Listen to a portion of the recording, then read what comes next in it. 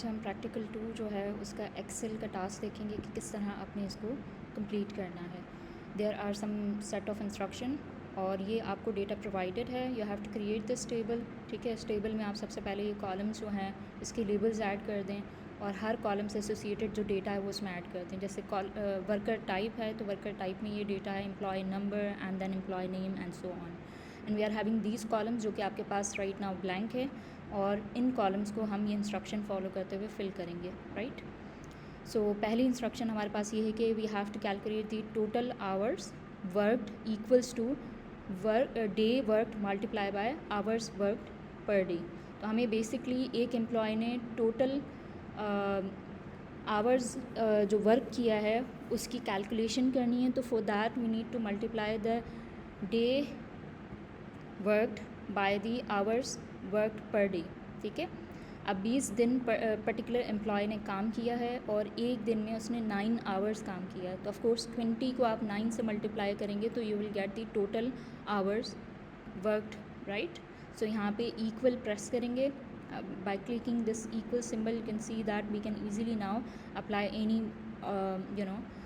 Mathematical operations. Since हमें सिर्फ एक बेसिक मल्टीप्लिकेशन करवाना है और इन दोनों कॉलम्स जो हैं, इन दोनों सेल्स का डेटा जो आपस में मल्टीप्लाई करना है, you are going to select this cell.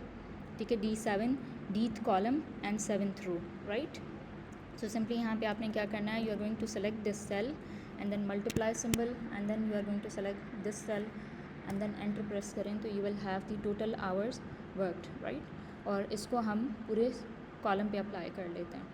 And then we are having the next instruction gross amount.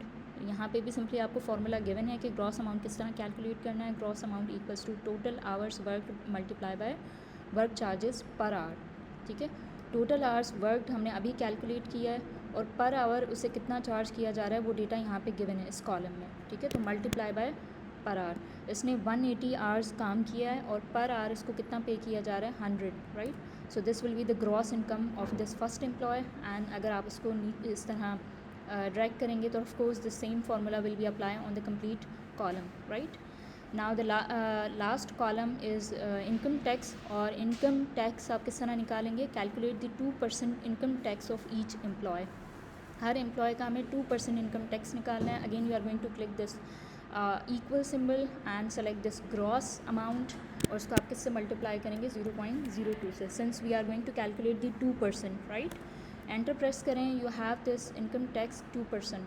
अब ये पूरे कॉलम पे हमने अप्लाई कर दिया। Right, so the last instruction is use the average function. जिस तरह हमारे पास सम फंक्शन था, there is also average function जो कि आप यूज़ कर सकते हैं टू कैलकुलेट दी एवरेज।